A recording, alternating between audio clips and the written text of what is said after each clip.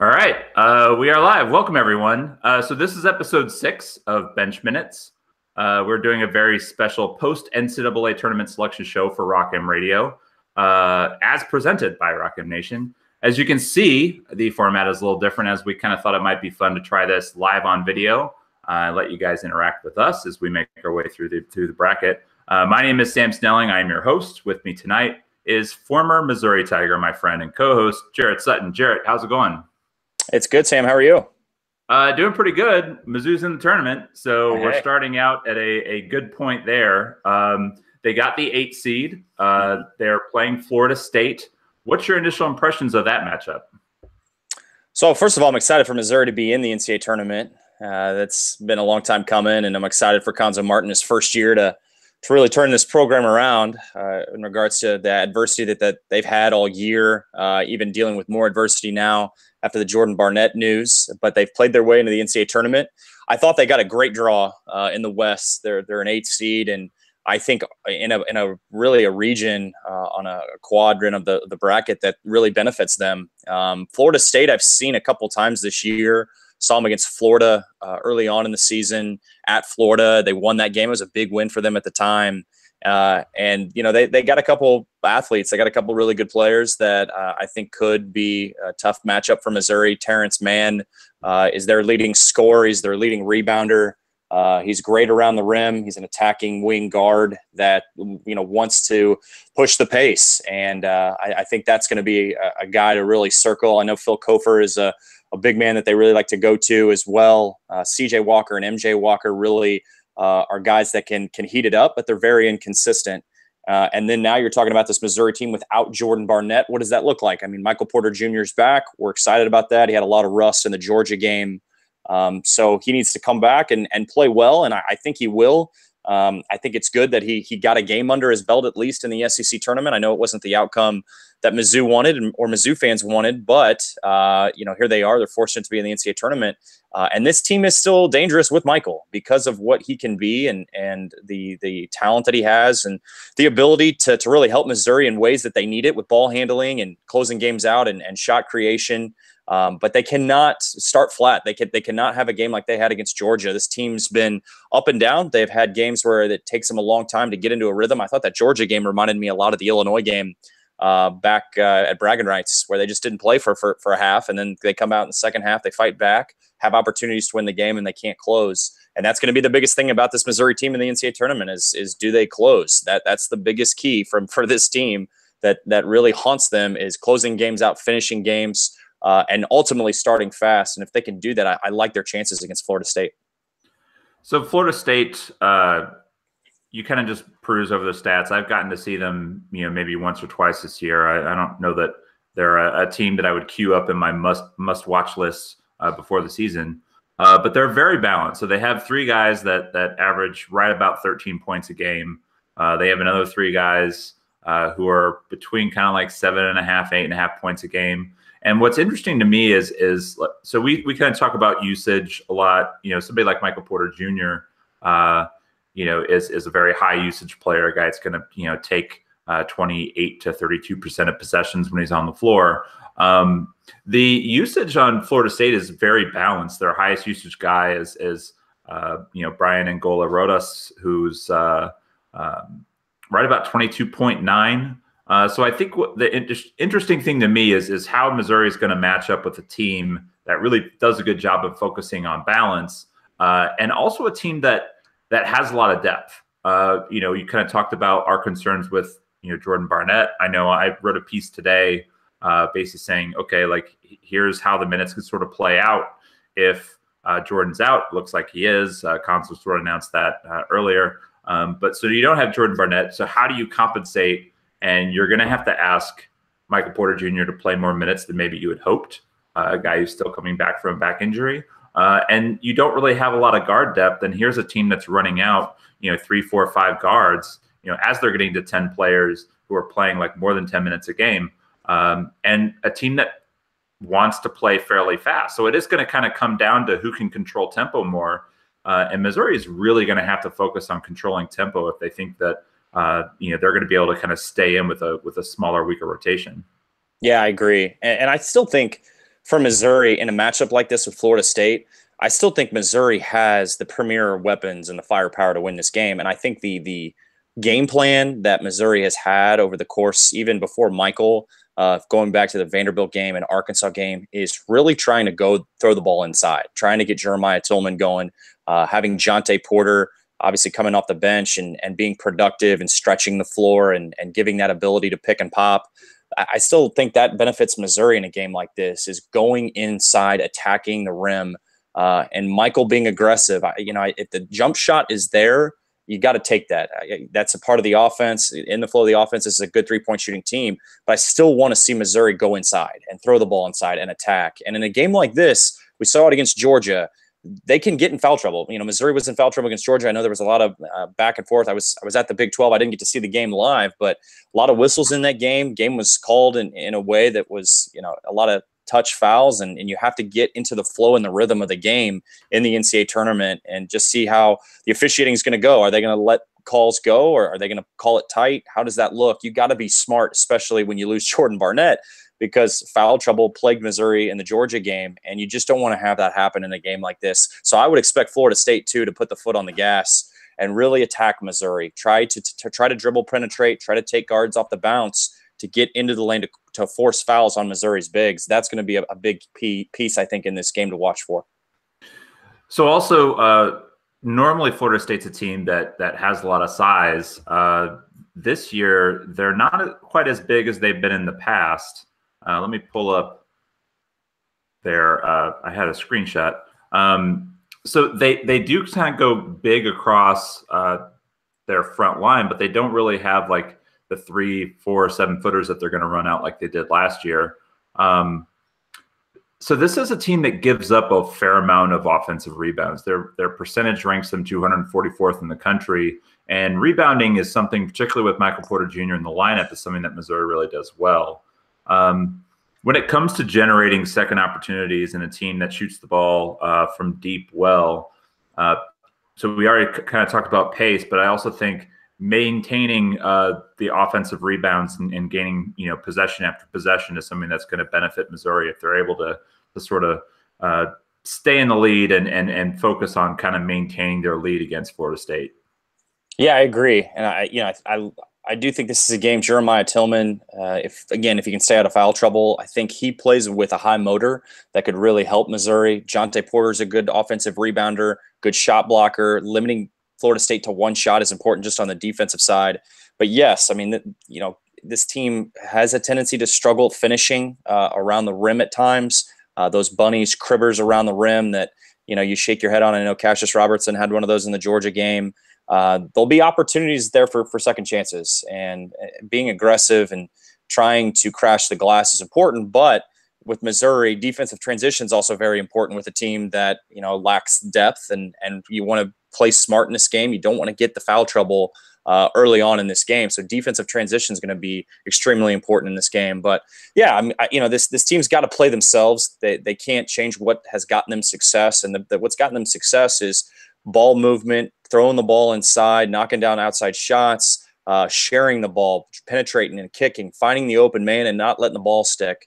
And then, crash the offensive glass, give yourself some opportunities around the rim. And with Missouri's size advantage 3 through 5, with Michael, Jonte, Jeremiah, even Kevin Purrier in this game, being around the rim, deflecting a ball, even if you can't get it, keeping plays alive. That's something Jonte Porter does such a good job of, is if he can't get the ball, he's really good at just getting his hand on the ball and keeping the play alive. In a game like this, that could really benefit Missouri to get those deflections, to keep possessions alive, and ultimately getting buckets around the rim and opportunities for 3-point plays, getting to the free throw line. That's going to be important for Missouri, too, to cash in at the line. And also, the Seminoles, not a team known for forcing a lot of turnovers. They're about average in that they rank 126th in the country, which, is a slightly above average, but not what I would necessarily call a team that's really looking to turn you over. They have always traditionally, under Leonard Hamilton, played a very sort of strong positional style of defense. I think you'd kind of equate their defensive style, at least to me, to fairly similar to Georgia, because they tend to kind of run out big bodies and try to move you off your spots. So it is going to be one of those things like where I think this is one of those games where maybe Missouri's biggest weakness, which is ball handling, may not be the biggest concern. Like there's going to be other things that that they're going to have to worry about in order to win this game. I don't know if you feel the same way on that, but I just think that's kind of interesting when we sort of consider Missouri's main weakness, that it may not be something that is going to bite them, at least in this game. Well, I think for Missouri too, I would agree with that. I don't think turnovers per se in a game like this, although, this Missouri team, if they get a lead, if they get tight late in the game, we've seen that happen. And they got to be stronger with the basketball. They got to go meet passes. They got to have not just Cassius or a guy like Jordan Geis go get the ball and then everybody stand. If Missouri has a lead late, they have to have guys like Kevin Prater come back similar to Arkansas, where he can come back, get the ball, and then just get it across the midline to get them across into their early offense and into their secondary break. I think another piece too to this game that I would look for, and something you touched on, the turnover piece, but I think Missouri, the pace of play for one, and then two, we saw it against Georgia where they were stuck on 12 points and they had a long stretch where they didn't even get a bucket, didn't get to the free throw line, and had a lead, and then look up at the scoreboard and they're down 10 plus.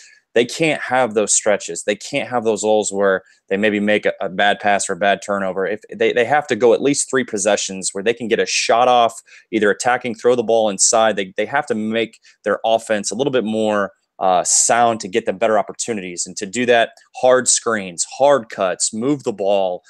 Don't just go through the motions on the offensive end, screening, cutting, slipping screens. Do the little things that make the defense work. Sometimes when you're just throwing the ball and you're isoing, that's easy for defenses. And Missouri has a size advantage, and they also have guards that can create. I think Cassius isn't the best athlete, but he's shown he can handle the ball and he can get past a defender.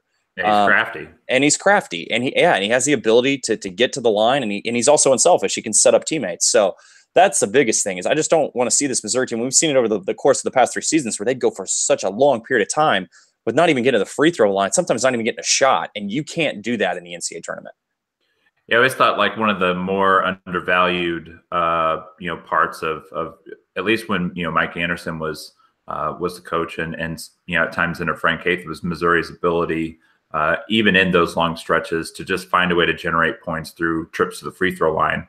And there are opportunities, and you have players on your roster that can do it. You look at Jonte Porter and Jeremiah Tillman as guys who you can attack the rim directly from the low block. Michael Porter Jr., if he's playing, if he's if he has a little bit more of his legs, maybe he's not sort of trailing off on the end of his drive, and he's kind of going into defenders on the end of his drive and really finishing and trying to get through contact that way.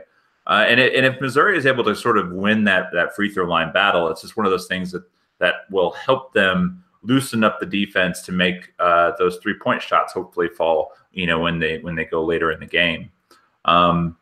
But I think overall, right now, Vegas has Missouri, the early line, as Missouri favored by a point, virtually a toss-up. I think I like this matchup maybe the most of all of the 8-9 games, mainly because, to me, Florida State's weaknesses, defending the 3-point line, defending jump shooters, and offensive rebounding, things that I think Missouri needs to do in order to win. If Missouri's going to do those, they're going to succeed at doing them against a team like Florida State. And so that's why I like this matchup and why I think Missouri has a really good chance to move on. Yeah, I agree. And I like the draw that Missouri got. I like the West region that they got into. I look at a game like Kansas State and Creighton, and then, you have Virginia waiting for you. That's not something that benefits you if you're Missouri. First of all, I think Creighton's got great guard play, and I think I like Greg McDermott's style of play too. I think with Virginia, it's a little bit different because they've been up and down. If you watched them against Louisville in the ACC tournament, Louisville smacked them in the mouth in the first half. I think Florida State was down probably 20 at half. They were down almost 30 in the second half. They came back and made it a 9-point game. I think that's as close as they got. So the point being, and Louisville's got size, but Louisville did a great job of dribble penetration and finding shooters early on. And they hit Florida State first. They attacked, and they knocked Florida State out of that game And yeah, the environment was a little dead. It was a day game. This will be a little bit different because it's the night session. It's the NCAA tournament. A game in Nashville will be hopefully a great showing from Missouri fans. I think that benefits Mizzou. But again, a game like this, I know Missouri's favored. And I like Missouri in this matchup, and I do agree with you that you look around the 8-9 matchups around the NCAA tournament and the other 3 regions. I think Missouri got a great draw, and I also like their chances should they advance against Xavier. I think it'll be a totally different type of game. Xavier has really good talent on their team as well, but I'll take my chances with Xavier against the other 3 1 seeds. Yeah, and I was pretty adamant from the early part. So I want to go ahead and throw this up on the screen for everybody. You can take a quick look. This is the bracket that Missouri is in. This is the Western bracket. Jarrett bringing up Xavier is actually a really good point for us to kind of pivot to that. And before we get Chris Mack mad at us, we should make sure that we're not calling it Xavier. As I am prone to do, I readily admit I say it incorrectly way too often. It is just Xavier. Yes. Xavier. So hopefully we'll get it now. Hopefully we'll do better the rest of the podcast. So Xavier is the 1 seed, and that would be Missouri's second round opponent should they move on, barring a complete collapse and Xavier being the first 1 seed to get upset by a 16. Across the bracket, you have Ohio State as the 5 playing South Dakota State, and it's Mike Dom's world, and we're all just living in it. 4 seed Gonzaga playing UNC Greensboro. I know that I do kind of see South Dakota State as being kind of like a sexy 5-12 upset pick, but man, I think it's always hard to bet against Chris Holtmann and his teams. They just he's such a fantastic coach. He's such a good game planner. And I really have a hard time imagining Ohio State getting surprised by South Dakota State in this case. Yeah, no, I agree. I like Holtmann a lot, and Bates Diop is Ohio State's best player, and stretch forward, it does a lot for them. I really like him a lot. I don't necessarily, in looking at possible upsets, I don't think I would take a game like that. I don't think I would go against Ohio State in a matchup like that. But you look down the bracket. I mean, can you imagine Missouri Gonzaga down the road with J3? That'd be fun. I'd like to see that. There's definitely even a game against North Carolina. You look down the road. I just think right now with Missouri, and if Michael is playing at the caliber that we know he's capable of playing at, and Missouri gets some confidence, they catch fire, they start making some shots, they start building some confidence, they could make a run. And you have to look at the NCAA tournament as a 2-game tournament and don't look ahead. You got 2 games. You're going to Nashville. Just win the 2 games. Just break that up almost into quarters, if you will. Focus on this first quarter. Focus on the first game at hand with Florida State. Don't look ahead. And I think if Missouri does that, they can just keep checking the box and hopefully keep advancing, survive and advance. The best time of the year. So let's talk a little bit about Xavier. We touched on them briefly, but I want to get a little bit more into why I think both you and I think that this is a fairly favorable matchup. I mean, Trevin Blewett is a phenomenal player. Yep. Averages 19.5 points a game. He is a high usage player, but his offensive efficiency is really good as well. He's a guy that shoots the ball well from both 2 and 3. Is a 42% 3-point shooter. When you're taking 7 attempts a game and you're the team's leading scorer, that's a pretty incredible percentage. The second leading scorer is JP Macura. I think a lot of college basketball fans are familiar with him because he's a guy that is really good at getting under team skin, and sometimes head coaches with Mick Cronin at Cincinnati. And then after that, they've got a lot of good players, but there's nobody that I think you're really super terrified. I think Quentin Gooden is a really good player. Najee Marshall's a nice player. Kaiser Gates, a guy that he can kind of get hot from 3 and he can kind of hurt you from deep. But after that, I mean, they tend to play a lot of guys, but this team really relies heavily on Blewett, Macura, and to a lesser degree, Kareem Cantor, who is Inez Cantor's younger brother, who is a graduate transfer from Milwaukee, is that, or Green Bay? Green Bay. Green Bay. Well, I know it was one of the Wisconsin schools. So overall, I mean, this is a team.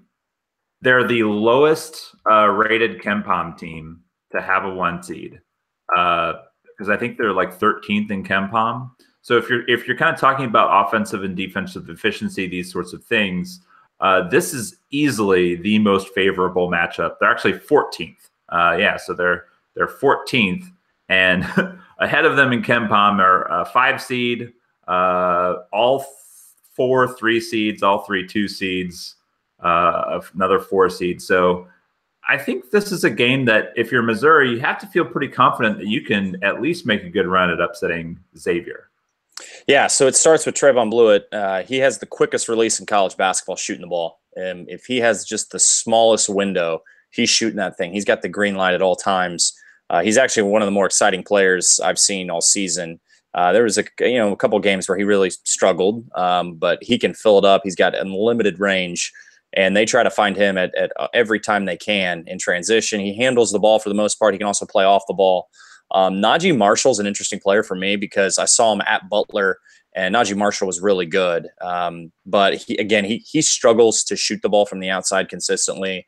You have to play him for the shot and try to take away the drive and limit his ability to get to the rim because he's got a great first step. He's very explosive. Kaiser Gates is one-dimensional. He's a shooter, and he's got good size, but I think it's somewhat like Jonte early on in the year where he just really is uncomfortable around the rim. I don't think that's his natural, most comfortable thing, going around the rim and finishing. He can. If he has a lane and he has the ability to get to the rim and Missouri doesn't contest shots, yeah, he can finish at the rim, but he doesn't like contact, and he does not finish all that well over length just yet.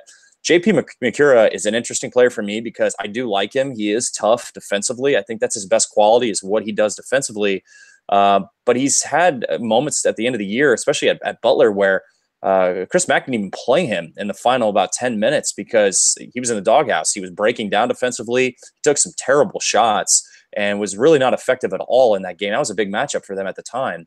So Xavier does have some weaknesses. I do think throwing the ball inside is something that would benefit Missouri. I think right now Xavier's guard play would scare me the most.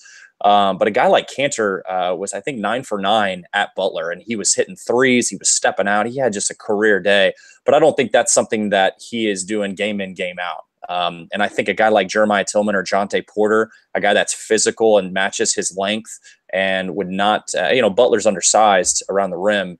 I think that would benefit Missouri. So that to me is important. I think the guard play and the matchups with Cassius Robertson and Jordan Geis trying to D up Trevon Blewett and trying to slow down, I think Najee Marshall and Michael Porter would be a really good matchup because both those guys, 6'10" and 6'8", that would be a really good matchup. So, but it was a winnable game for Missouri. If you look at it from a personnel standpoint, Xavier has a little bit more depth, but it's a game Missouri could win if they got hot and made shots. But again, it doesn't even matter right now with Missouri what the matchup is. It's what Missouri team shows up. Are they going to show up like they did against Arkansas? Are they going to show up like they did against Georgia?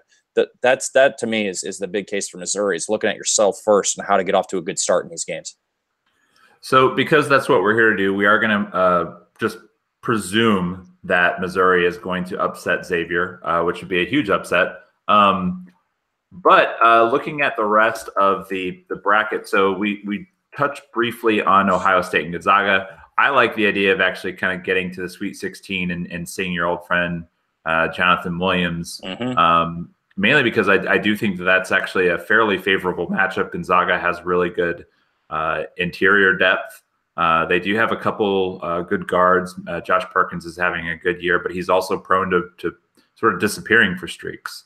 So Ohio State, when you talk about what they've kind of done, a little bit of a surprise team. The Big Ten is certainly was down this year, and I think that probably helps maybe elevate what was otherwise maybe sort of a middle-of-the-road Big Ten team.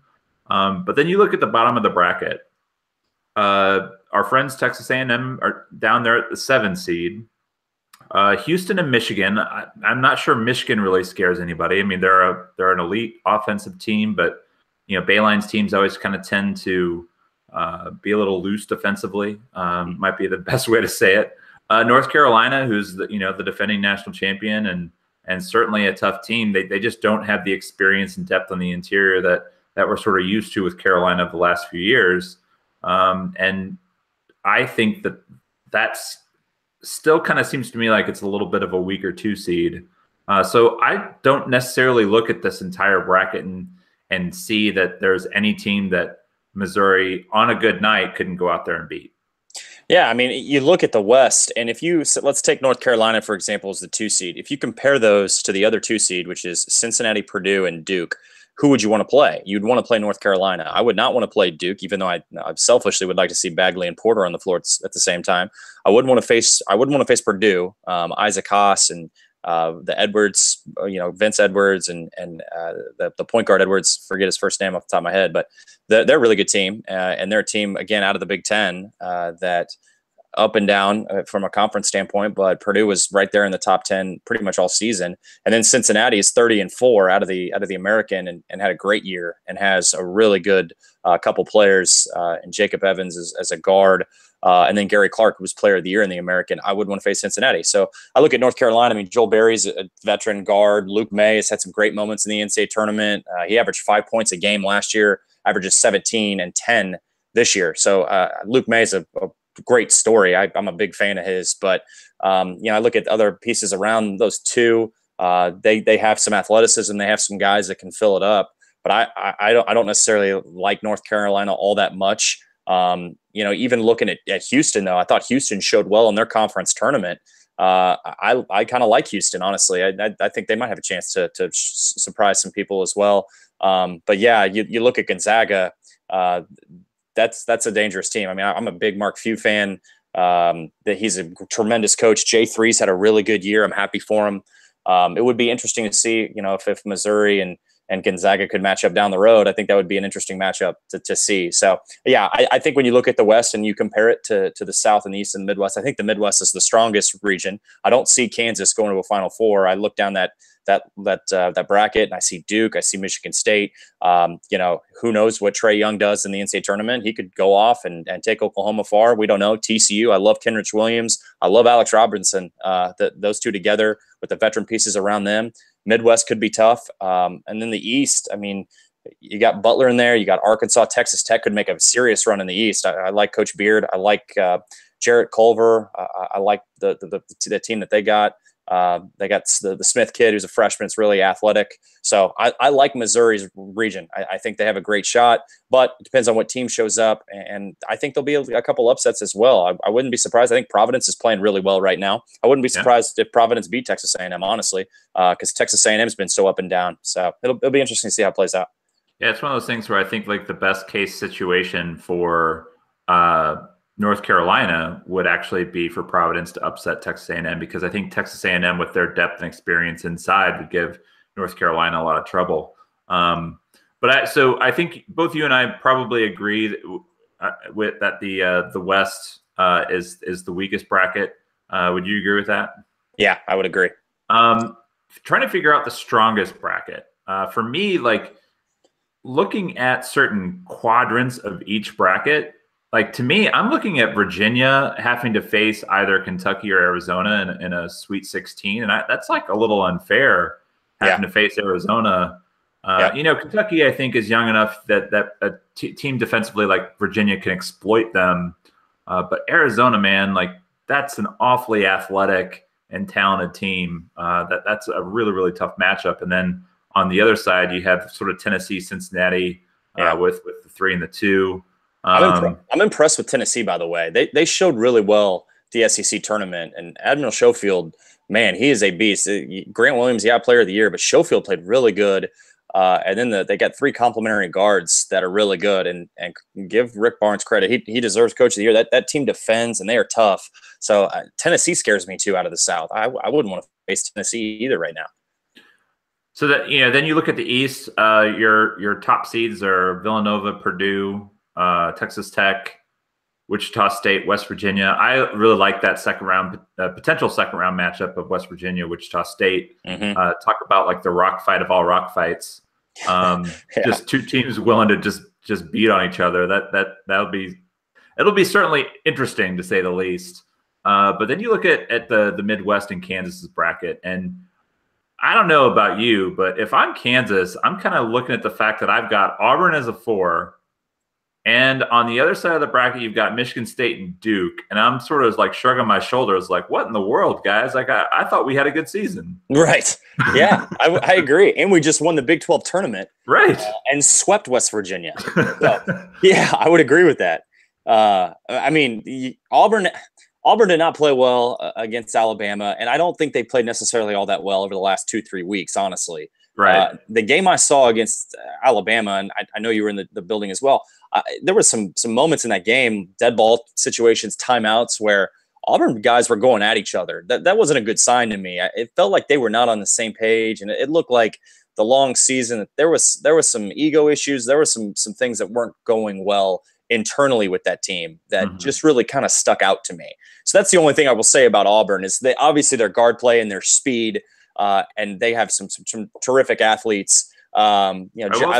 I think the injury to Anthony McLemore was bigger for them defensively than people are maybe willing to admit. He, as a secondary, second level defender, was as good as anybody in college basketball. Yeah, I agree. I totally agree. I mean, that was a rock for them. I know he didn't do much from an offensive standpoint, but defensively, he was kind of an anchor for them. I think Missouri fans will remember the name Jarrett Harper for the 8-minute stretch that he went off at Mizzou Arena. And, that was the best I've seen Jarrett Harper play. And, when they played against Alabama, Colin Sexton just exposed him. And that was not a good sign because, I think guard play is so important for Auburn and making shots. So, but I still think they're a dangerous team. And I think you look at Kansas, they have strong guard play. They're getting great play from Malik Newman. He had 72 points in 3 games. I mean, that's pretty remarkable. He shot 15 to 22 from 3.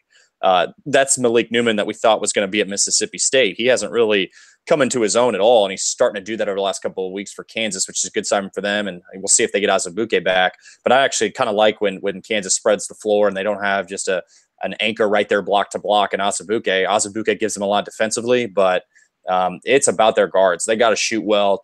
And I don't want to rest my tournament hopes off us shooting the 3 ball well. I mean, I think Kansas is hoping that they just shoot it well all through the NCAA tournament, and then they guard like they're capable of guarding. But if they go up against a team like Michigan State, a team like Auburn, a team like Duke, I like Duke over Kansas if that ever was a matchup because they have guard play, and then they have a Bagley athlete that is just a freak of nature, double machine. So I do not like Kansas getting to the Final Four at all. Well, I agree with you. So let's real quick talk Final Four favorites. You've had a chance to kind of look over the bracket. I don't know if you've been able to kind of go through and make all your picks yet. I've got kind of a fair amount of my picks. One of my picks is Missouri, but I think that's just because I had to kind of go through and see what Missouri would have to do to get there. Yeah. I am probably not going to pick Missouri in my actual bracket. But I'm going to stick with Virginia. Their defense has carried them all year long. I'm always leery of teams that play at such a slow pace because that means that you have to be so perfect for all your possessions, particularly late in games. And you just never know if you're going to run into a team that gets hot from outside or something like that. And that just makes winning in these tournaments tough. But I think they're playing with a chip in their shoulder, and I like their chance to get there.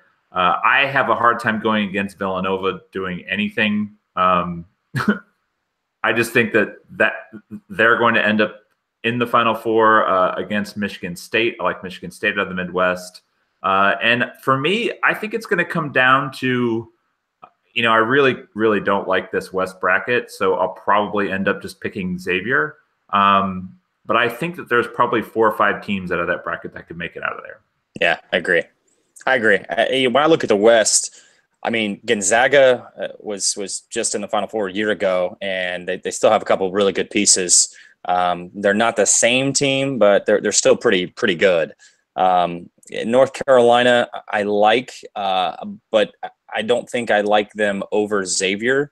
I do think Roy Williams and his success speaks for themselves with North Carolina, so I kind of like North Carolina advancing and possibly getting into the Final Four out of the West. I think when you look at the Midwest, I like Duke or Michigan State, honestly. I'm going back and forth. I have not filled out my bracket, but I could see Michigan State or Duke. Those are the two teams that I really, really like out of the Midwest.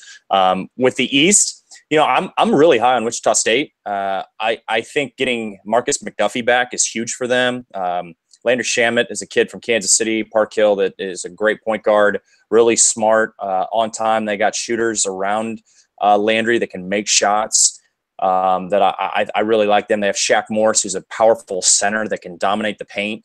So I really like Wichita State out of the East. I think they're good. I also think Purdue's really tough, and I could honestly see Texas Tech in the Final Four. Honestly, with Keenan Evans and their guard play, they got a forward that can step out and shoot threes. I could see him in there, and I do like Virginia out of the South, but I also think sleepers could be Tennessee and Arizona.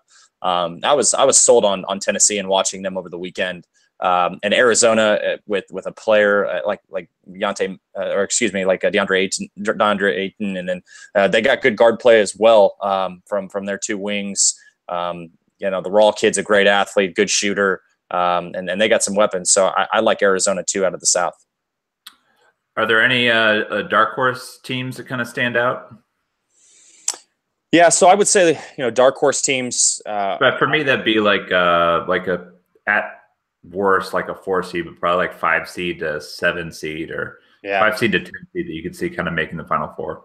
Yeah, so I mean, out of the East, I would put Wichita State in that category. I want to like Purdue, but I just the Big Ten, it just kind of turns me off a little bit. I think it's tough when they are tough. They have pieces. They look like a team that could make it to the Final Four, but I don't like them to beat a team like a West Virginia, should they face West Virginia, or Wichita State, or even facing a team that like Arkansas that plays a fast paced style. I don't know if that benefits Purdue. I can see them getting upset. I look at the Midwest. Auburn as a 4. I like Auburn, but I don't necessarily like where they're at right now. I think TCU is interesting, but I think Michigan State and Duke are a team are the two teams that'll run away with the Midwest, in my opinion. And then I think out of the South, I like Tennessee, I like Arizona, and look, Kentucky's playing great basketball right now. Gilgeous-Alexander is leading the charge. Kevin Knox is playing well. Wenyen Gabriel stepping out, knocking down 3-point shots. PJ Washington's being aggressive and physical. This is the best. Kentucky shoots the ball well. They're just one of those teams. They can beat anybody if they shoot the way that they did over the last few days in St. Louis. And Quade Green's kind of come into his own. I didn't really like Quade Green at the beginning of the year, and I didn't think he'd amount to much, but he's really been impressive over the course of the last 3 weeks or so. I do like him a lot. So they have pieces, and Coach Calipari doesn't mess around. I mean, he's subbing guys in and out, and it's not like his teams in the past where he just kind of have some leeway off because he had so much talent, and he still has great talent, but he doesn't. They're such a young team, and they're young kids. And he uses it as teachable moments throughout the game. And I kind of thought it was interesting how he substituted at the SEC tournament, because there really was no method to his madness. I mean, it was just in and out, and he was yelling at guys. It was you could hear him, that his voice just echoed through Scott Trade. So I like Kentucky right now. They're playing great basketball, and they beat a really good Tennessee team. So that was a good matchup to see today, because both those teams have a really good chance to make it to the Final Four as well. So let's go ahead and bring this on back, I think, and we'll kind of wrap with Missouri. I was actually kind of thinking that we might have a few more folks who might want to chime in on chat, but most of them are just smart-ass comments from our smart-ass listeners. Okay. All right. Nice. But that's what we get at Rock M Nation. We love our peoples. But yeah, so talking about Missouri, and then we'll wrap this up. When you look at the layout of the bracket, what do you think Missouri's chances are going to get to each later round? Like, do you think Missouri is a realistic chance to get to the Sweet 16 to the Elite 8 in that round? Or do you think that we're mostly just being hopeful that Michael Porter Jr. is the Michael Porter Jr. of a year ago is going to walk on the floor and dominate the way we all thought he might? I mean, I think it's a little bit of both, honestly. it does depend on which Missouri team shows up, because they have, moments where they look really good. They have moments where you don't know how they're playing so poorly, and they're being dominated by a team like Georgia or a team like Illinois. Illinois was one of the worst teams in the Big Ten. I mean, there's moments where you just kind of question what's going on with this team. But the reality is they get Michael back, and I know Michael didn't play well against Georgia. He's still the X factor in all this. If Michael plays like he's capable of, and Jonte, Jeremiah, and Cassius follow suit, this team is really dangerous. I would like to have Jordan Barnett on the floor. That does hurt. I can't, shy away from that or just kind of turn a blind eye to that, because Jordan Barnett can give you a double-double, and he can knock down 6 threes in a game and get hot. Yeah. And he's got a quick release. So that does hurt Missouri, I think. That to me is the scariest part of all this. People want to fix it on Michael Porter, and I understand that, but losing Jordan really hurts. I still think it's possible, and we'll see what happens with Jordan, because if Missouri does win and beats Florida State, I don't know what that looks like, if that's a coaching decision or if that's something the athletic department is involved on, if Jordan Barnett is going to be able to play, should they win on Friday and advance to Sunday. That will be interesting, and we'll see if that happens, because I do think they're going to need Jordan Barnett to beat Xavier. I think they have to have a guy that can knock down shots against Xavier and that high-powered of an offense, and just the defensive, I think, length he brings and athleticism. With a guy like Trayvon Blewett, you could potentially have a switch factor where Jordan Barnett could guard Trayvon Blewett, because Trayvon Blewett has a ton of size and he's really quick. So that to me is what I circle for Missouri this first weekend. They can advance, but it's a good thing for Missouri that I'm not necessarily worried about their matchups. I'm more worried about them and their team and what team shows up. Because if they play the way they're capable of playing, and Jonte and Jeremiah and Cassius, play at a high caliber, and Michael's, relatively back to form, I like Missouri. I like Missouri definitely in the Florida State game. And then we can talk about Jordan Barnett coming back. If he doesn't, they still have a chance. They'll have a shot at Xavier. And if they beat Xavier, that just shows that they're ready to make a run. And I could see them going wherever they want to go if they beat a team like Xavier. Yeah, so I think there's at least a segment of Missouri fans that are out there hoping that maybe Missouri makes an early exit, and that spawns Michael Porter Jr. To decide to return for his sophomore season. I would think the odds of Missouri beating Xavier are higher than that. Yep. But that's all we have for tonight, guys. I want to say thanks to everyone for tuning in.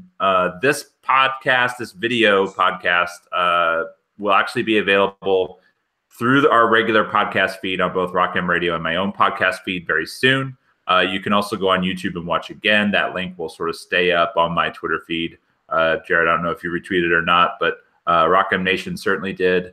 And it's also in, I believe Bill said he was going to put it in Tashin's piece about the selection show. So a good spot for there if you want to go back and watch. If you haven't already taken the time, make sure you go to the iTunes store, the Google Play Store, subscribe, rate the podcast. We appreciate any feedback. And also make sure you check out all the content on rockmnation.com. Matt Harris should have an FSU preview up very shortly. Matt likes to get deep into the numbers, so that'll be a good read. Make sure you follow Jarrett on Twitter. He's at Jarrett T. Sutton. That's all the T's in his name. And follow me at Sam T. Snelling, just trying to keep up. And we'll be back next time with more bench minutes. Until then, y'all, thanks for tuning in, and go Tigers in the NCAA tournament.